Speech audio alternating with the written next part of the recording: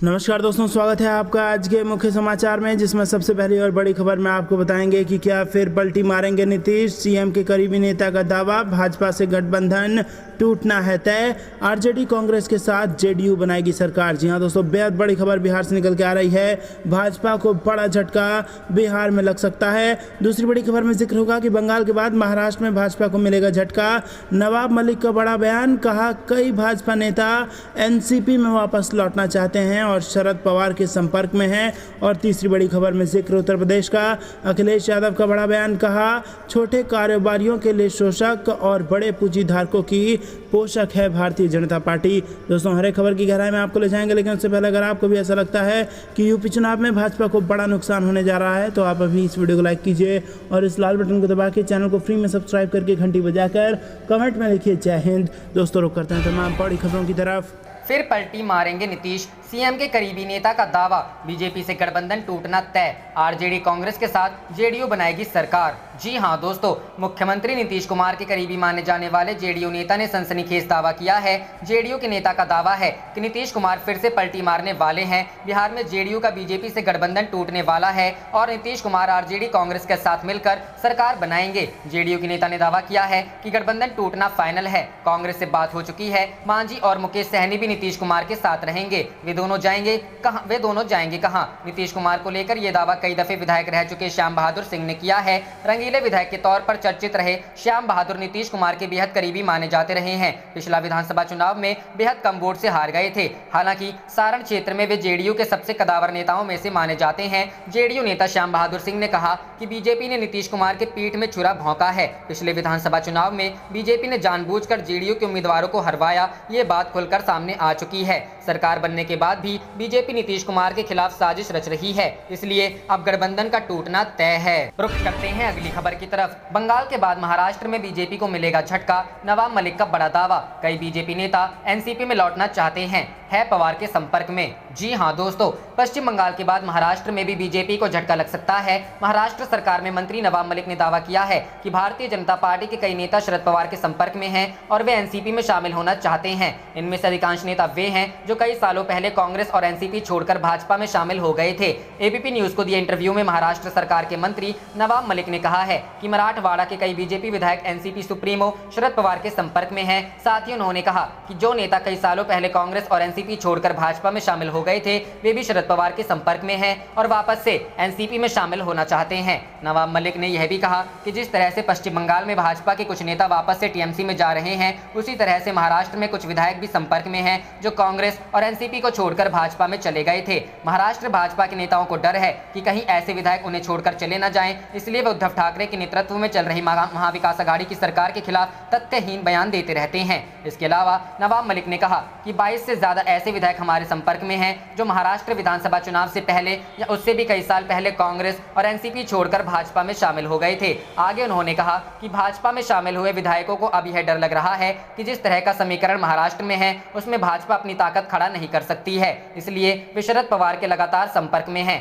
इनमें से कुछ विधायक पश्चिमी महाराष्ट्र और मराठवाड़ा के भी हैं। आगे नवाब मलिक ने कहा कि पूर्ववर्ती भाजपा सरकार में मंत्री रहे एक नेता ने भी आज एनसीपी नेता अजित पवार से मुलाकात की। साथ ही उन्होंने कहा कि कांग्रेस और एनसीपी से गए विधायक भाजपा में संतुष्ट नहीं हैं और वे वापस आना चाहते हैं, लेकिन अभी तक उन नेताओं को वापस लाने पर कोई चर्चा नहीं हुई है। इस दौरान नवाब मलिक ने यह भी कहा कि एनसीपी नेताओं के संपर्क में शामिल भाजपा विधायकों को पार्टी में शामिल करने को लेकर भविष्य में चर्चा हो सकती है। रुख करते हैं अगली खबर की तरफ। अखिलेश यादव ने कहा छोटे कारोबारियों की शोषक और बड़े पूंजी घरानों की पोषक है भाजपा। जी हां दोस्तों, समाजवादी पार्टी के राष्ट्रीय अध्यक्ष एवं पूर्व मुख्यमंत्री अखिलेश यादव ने कहा कि भारतीय जनता पार्टी छोटे कारोबारियों की शोषक है। वह सिर्फ बड़े पूंजीपति घरानों का ही ख्याल रख रही है। यही वजह है कि भाजपा सरकार की गलत नीतियां छोटे एवं पटरी कारोबारियों के लिए मुसीबत बनी हुई है। पूर्व मुख्यमंत्री ने कहा कि नोटबंदी, जीएसटी से परेशान व्यापारी लॉकडाउन में बर्बाद हो गए हैं, फिर भी उन पर तरह तरह की पाबंदियां लगाई जा रही हैं। पीतल, फर्नीचर, फर्नीचर कारोबार सहित अन्य कल कारखाने कोरोना कर्फ्यू, ऑक्सीजन की किल्लत और कच्चे माल के अनुपलब्धता में तबाह हो गए हैं। अभी भी 60% से ज्यादा काम बंद हैं। कारखानों में काम करने वाले लोग भी बेरोजगार हैं। ऐसे में सरकार राहत देने की बजाय कई तरह की पाबंदियां लगाकर छोटे व्यापारियों एवं मजदूरों को भुखमरी के कगार पर धकेल रही है। अकेले लखनऊ में करीब 1.25 लाख छोटे बड़े कारोबारियों को 50 दिनों में करीब 12,650 करोड़ रुपए का नुकसान हो चुका है। उन्होंने कहा कि भाजपा सरकार ने ठेला पटरी दुकानदारों को 10,000 देने का वादा किया था, लेकिन यह रुपए भी नहीं मिले। पिछले वर्ष घोषित 20 लाख करोड़ के आर्थिक पैकेज से किसी का कोई लाभ नहीं हुआ, जबकि चुनिंदा कॉरपोरेट घरानों को सभी सहूलियतें देकर उनकी आमदनी दिन दुनी रात चौगुनी बढ़ाई गई है। पूर्व मुख्यमंत्री ने कहा कि समाजवादी पार्टी छोटे कारोबारियों एवं मजदूरों को लामबंद करके भाजपा को सत्ता से बेदखल करेगी। समाजवादी पार्टी के राष्ट्रीय अध्यक्ष एवं पूर्व मुख्यमंत्री अखिलेश यादव की अनुमति एवं प्रदेश अध्यक्ष नरेश उत्तम पटेल की संस्तुति पर समाजवादी युवजन सभा के प्रदेश अध्यक्ष अरविंद गिरी ने कार्यकारिणी का विस्तार किया है। इसमें कपिल शर्मा, कमलेश प्रताप सिंह पूर्व छात्र संघ अध्यक्ष, राजीव यादव को प्रदेश सचिव युवजन सभा और परमानंद यादव को सदस्य प्रदेश कार्यकारिणी युवजन सभा नामित किया है। करते हैं अगली खबर की तरफ। आरजेडी नेता अमरनाथ गामी का एनडीए सरकार गिराने का दावा, मांझी आरजेडी की नई सत्ता के मैसेंजर। जी हां दोस्तों, पूर्व एमएलए और जेडीयू छोड़ आरजेडी में शामिल हो चुके अमरनाथ गामी ने नीतीश सरकार को जल्द गिराने का दावा कर दिया है। दरभंगा में एक प्रेस कॉन्फ्रेंस के दौरान गामी ने कहा कि बिहार में अब आरजेडी की सरकार बनेगी और जीतन राम मांझी इस सरकार के संदेशवाहक हैं, जो नीतीश कुमार तक मैसेज पहुंचा रहे हैं। नीतीश कुमार अब केंद्र की राजनीति करेंगे। नीतीश कुमार प्रधानमंत्री के दावेदार हैं। तेजस्वी यादव बिहार के मुख्यमंत्री बनेंगे। नीतीश कुमार बेमन से बीजेपी के साथ सरकार में हैं। रुख करते हैं अगली खबर की तरफ। राकेश टिकैत की अगुवाई में चल रहे किसान आंदोलन पर भाजपा की खास नजर। जाट वोटों को लेकर चला नया दांव। जी हां दोस्तों, वेस्ट यूपी में दशकों से एक मशहूर कहावत है, जिसके जाट उसी के ठाठ। कहने का मतलब लोकसभा चुनाव हो या फिर विधानसभा चुनाव, जाट मतदाता जिधर गए उसी का बेड़ा पार हो गया। 2017 में यूपी विधानसभा चुनाव और 2019 का लोकसभा चुनाव इसका ताजा उदाहरण है। इससे भी पहले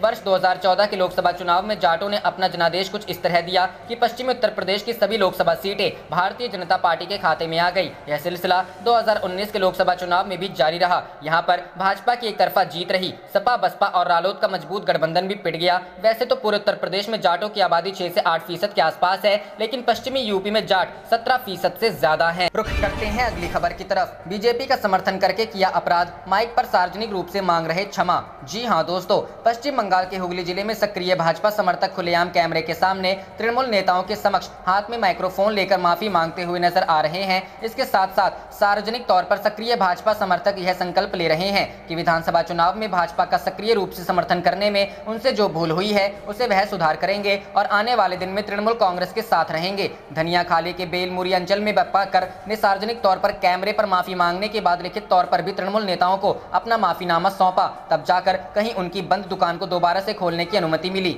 वीडियो में एक स्थानीय टीएमसी नेता सक्रिय भाजपा समर्थक बप्पा कर पर विधानसभा चुनाव से पहले और चुनाव के दौरान भाजपा समर्थकों पर हमला किए जाने का भी आरोप लगाते दिख रहे हैं। गौरतलब है कि विधानसभा चुनाव के नतीजे आने के बाद धनियाखाली के बेलमुरी अंचल में सक्रिय भाजपा समर्थक बप्पा कर की दुकान को तृणमूल के लोगों ने नहीं खोलने का फरमान जारी कर दिया था, जिसके बाद सार्वजनिक तौर पर माइक्रोफोन पर बोलते हुए बप्पा कर ने भाजपा के समर्थन करने के अपने अपराध पर क्षमा याचना की। इसके बाद स्थानीय अंचल तृणमूल सभापति सुब्रत बनर्जी के नेतृत्व में तृणमूल के लोगों ने उसे माफ करने पर दोबारा से उसे उसके दुकान खोलने की अनुमति मिली। इस बारे में धनियाखाली के बेलमुरी में टीएमसी के अंचल सभापति सुब्रत बनर्जी ने बताया कि उनके पार्टी की तरफ से किसी को भी दुकान बंद करने के लिए जबरन दबाव नहीं डाला गया। उन्होंने बताया यहाँ तक कि पार्टी नेतृत्व की तरफ से पूरे बाजार इलाके में रैली निकालकर सभी दुकानदारों को अपने दुकान खोलने के लिए भी अनुरोध किया गया। रुख करते हैं अगली खबर की तरफ। कोरोना को लेकर प्रियंका गांधी का पीएम पर निशाना, बोली भारत के प्रधानमंत्री ने कायरों सा बर्ताव किया। जी हां दोस्तों, कांग्रेस महासचिव प्रियंका गांधी वाड्रा ने कोरोना महामारी की दूसरी लहर में पैदा हुए हालात को लेकर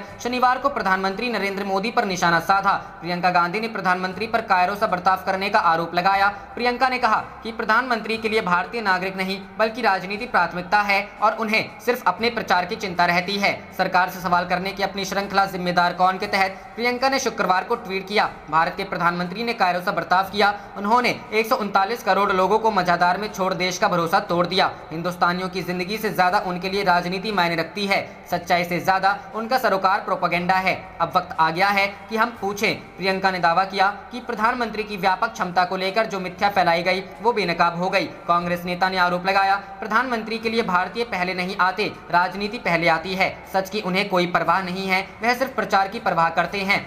प्रियंका ने कहा कि अगर प्रधानमंत्री ने समय रहते विशेषज्ञों की चेतावनियों पर ध्यान दिया होता या स्वास्थ्य संबंधी संसदीय समिति की सिफारिशों पर कदम उठाया होता तो देश में बेड, ऑक्सीजन और दवाओं की कमी नहीं पड़ती। उन्होंने कहा कि भारतीय नागरिकों के जीवन को तवज्जो नहीं देते हुए जीवन रक्षक दवाइयों की करोड़ों खुराक निर्यात कर दी गई। रुख करते हैं अगली खबर की तरफ। बिहार की सियासत में अंदर ही अंदर बड़ी हलचल। भाजपा नेता बोले, हम तोड़ सकते हैं महागठबंधन। जी हां दोस्तों, राष्ट्रीय जनता दल सुप्रीमो लालू प्रसाद यादव के एनडीए के सहयोगी दल हिंदुस्तानी अवाम मोर्चा के अध्यक्ष जीतन राम मांझी से टेलीफोन पर हुई 12 मिनट की बातचीत ने बिहार की सियासत में काफी हलचल मचा दी है। 243 सीटों वाली विधानसभा में 127 विधायकों के समर्थन के बूते अल्प बहुमत से सरकार चला रही नीतीश सरकार के लिए यह खतरे का संकेत माना जा रहा है।